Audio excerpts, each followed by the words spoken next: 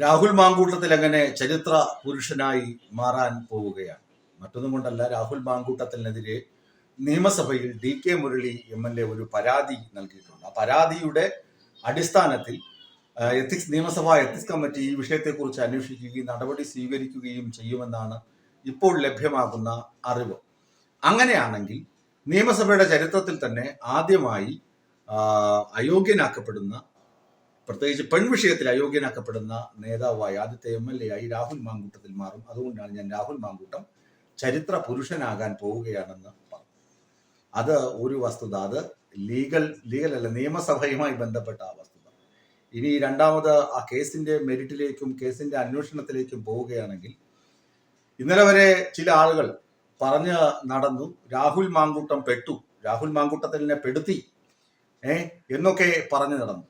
ചിലർ പറഞ്ഞു യുവതി വന്നു എന്ന് പ്രചരിപ്പിച്ചു. പ്രവാസ ജീവിതം നയിക്കുന്ന യുവതിയാണ് പരാതിക്കാരി, അവർ ഇവിടെ നാട്ടിൽ വന്നു എന്നുവരെ പറഞ്ഞ് നടന്നു. പലരും ഇത് ഉടനെ രാഹുൽ മാങ്കൂട്ടത്തിന് പോക്സോ കേസ്, പല കേസുകളും ഉണ്ട്, അതിനകത്തൊക്കെ വെച്ച് അകത്ത് ഇട്ടുകളയുമെന്നൊക്കെ വ്യാഖ്യാനമുണ്ടായി, പ്രചരണമുണ്ടായി. സത്യം എന്താണ് യഥാർത്ഥത്തിൽ? ഈ യുവതി രാഹുൽ മാങ്കൂട്ടത്തിനെതിരെ ഓൺലൈൻ വഴി പരാതി കൊടുത്തു. വീഡിയോ കോൾ വഴി അന്വേഷണ ഉദ്യോഗസ്ഥരോട് സംസാരിച്ചു. ഇത് ഒരു ഔദ്യോഗിക മൊഴിയെടുപ്പിന്റെ തരത്തിലേക്ക് മാറിയിട്ടില്ല. രാഹുൽ മാങ്കൂട്ടത്തിലിന്റെ അഭിഭാഷകൻ കോടതിയിൽ പറഞ്ഞതും FIR-ൽ ഈ പരാതിക്കാരിയുടെ ഒപ്പ് ഇല്ല എന്നാണ്. അപ്പോഴ് പ്രോസിക്യൂഷൻ, പോലീസിന്റെ ഭാഗം വാദിക്കുന്ന അഡ്വക്കേറ്റ് പറഞ്ഞു ഇല്ല, അവരുടേത് ഇതുണ്ട്, സൈൻ ഉണ്ട്, അതായത് ഓൺലൈനായിട്ട് സൈൻ ചെയ്യുന്ന സംഭവമുണ്ടല്ലോ, ഡിജിറ്റൽ സൈൻ, ആ സൈൻ ഉണ്ട് എന്ന് പറഞ്ഞു.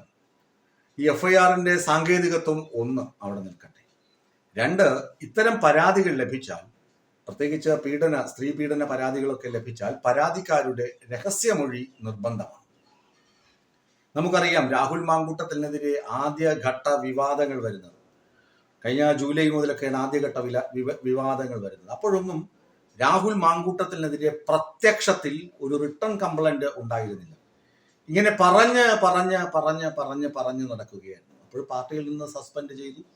അങ്ങനെയുള്ള നടപടികളൊക്കെ നടന്നു. രാഹുൽ മാങ്കൂട്ടത്തിൽ വീണ്ടും വളരെ സന്തോഷഭരിതനായി വന്നു. പക്ഷെ കഴിഞ്ഞ ഡിസംബറിലാണ് രാഹുൽ മാങ്കൂട്ടത്തിൽ എതിരെ ശക്തമായ പരാതി ലഭിക്കുന്നത്. പരാതി ലഭിച്ച ഉടനെ തന്നെ മുൻകൂർ ജാമ്യം എടുക്കുന്നു, അതിൻ്റെതായ വഴിക്ക് പോകുന്നു. റിട്ടേൺ കംപ്ലൈന്റ് കിട്ടുന്നത് അപ്പോഴാണ്. അതിനുശേഷവും പൊതുവേദികളിലും സ്വകാര്യ വേദികളിലും നിറഞ്ഞുന്ന രാഹുൽ മാങ്കൂട്ടത്തിനെതിരെ ഈ പരാതിക്കാരി മുഖ്യമന്ത്രിക്കാണ് ഓൺലൈൻ പരാതി നൽകുന്നത്.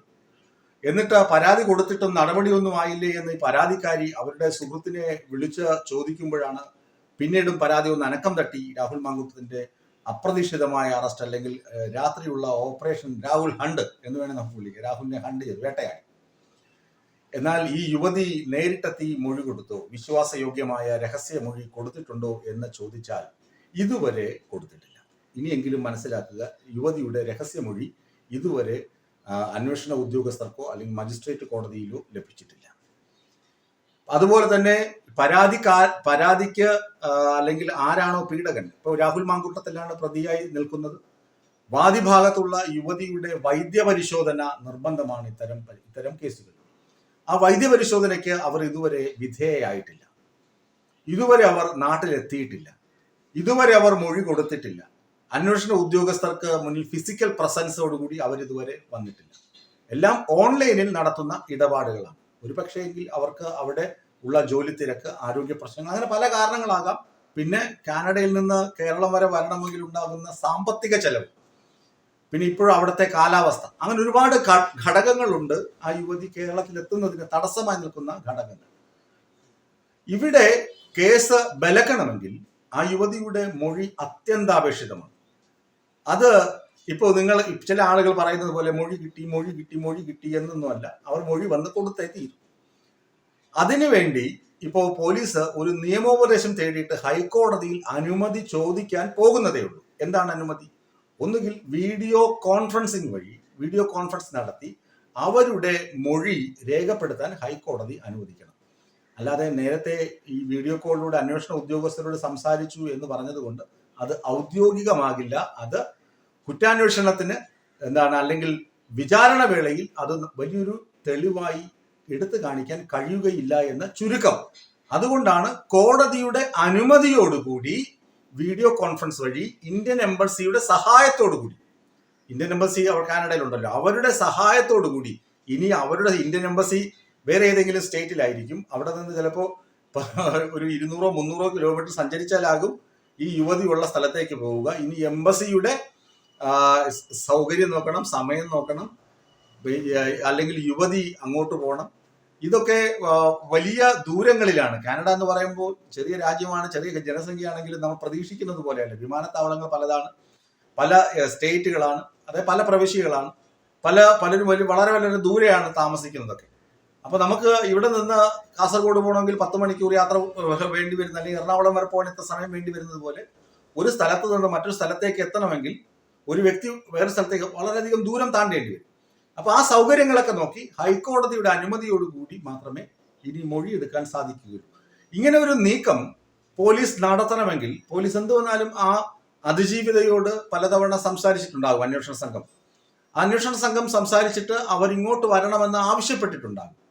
ഒരു പക്ഷേയെങ്കിൽ അവർക്ക് ഇങ്ങോട്ട് എത്താനുള്ള അസൗകര്യം തുറന്ന് പറയുകയും അത് ഇവിടുത്തെ അന്വേഷണ ഉദ്യോഗസ്ഥർക്ക് ബോധ്യപ്പെടുകയും ചെയ്തതിന്റെ അടിസ്ഥാനത്തിലാകണം ഹൈക്കോടതി ഈ മൂവ്മെന്റ് നടത്തുന്നത്. അതുകൊണ്ടാണ് ഞാൻ പറഞ്ഞത്, ചില ആളുകൾ ചുമ്മാ കാള പെറ്റു എന്ന് കേട്ടാൽ തന്നെ കയറെടുത്തുകൊണ്ട് ഓടുന്ന രീതിയുണ്ട്. അത് ഈ കേസിൽ നടപ്പില്ല. ഇത് പിന്നെ ചില ആളുകൾ പറയുന്നത് രാഹുൽ മാങ്കൂട്ടത്തിൽ ഈസി ആയിട്ട് ഊരിപ്പോകും. അങ്ങനെയുള്ള സാധ്യതയും ഇതില്ല. കേസിന്റെ മെരിറ്റ് പരിശോധിക്കുകയാണെങ്കിൽ രാഹുൽ മാങ്കൂട്ടത്തിനെ കൊടുക്കാനുള്ള പ്രാഥമിക തെളിവുകൾ ഈ പരാതിയിലുണ്ട്. ഇനി തെളിവുകൾ ബലപ്പിക്കുന്നതിനാവശ്യമായ ചില ഘടകങ്ങളാണ് ഈ രഹസ്യമൊഴി എന്ന് പറയുന്നതും തെളിവുകൾ, മറ്റ് രേഖകൾ, ഫോൺ രേഖകൾ, ഡിജിറ്റൽ തെളിവുകൾ, അതൊക്കെ ശേഖരിക്കുന്നതിലാണ് പോലീസ് ഇപ്പോൾ ബദ്ധശ്രദ്ധരായിരിക്കുന്നത്. അതിന് ആ യുവതി ഒന്നുകിൽ നാട്ടിലെത്തണം, അല്ലെങ്കിൽ ഹൈക്കോടതിയുടെ അനുമതിയോടുകൂടി ഇന്ത്യൻ എംബസി ഇടപെട്ട് അവിടെ കാനഡയിൽ വെച്ച് തന്നെ ഈ യുവതിയിൽ നിന്ന് രഹസ്യമൊഴി എടുക്കണം, അതുപോലെ തെളിവുകൾ ശേഖരിക്കണം എന്ന് വലിയൊരു കടമ്പ അന്വേഷണ ഉദ്യോഗസ്ഥർക്ക് മുന്നിലുണ്ട്. ഏതായാലും രാഹുൽ മാങ്കൂട്ടത്തിന് ഒന്നുറപ്പായി, അദ്ദേഹം ചരിത്ര പുരുഷനാവുകയാണ്. അയോഗ്യത കൽപ്പിക്കപ്പെട്ട് നിയമസഭയിൽ നിന്ന് പുറത്താകുന്ന ആദ്യത്തെ MLA ശ്രീ രാഹുൽ മാങ്കൂട്ടത്തിലായിരിക്കും. അത് അദ്ദേഹത്തിന് ഈ കാലയളവ് കൊണ്ട് ആർജിക്കാൻ കഴിഞ്ഞ ഒരു വലിയ നേട്ടം തന്നെയാണ്.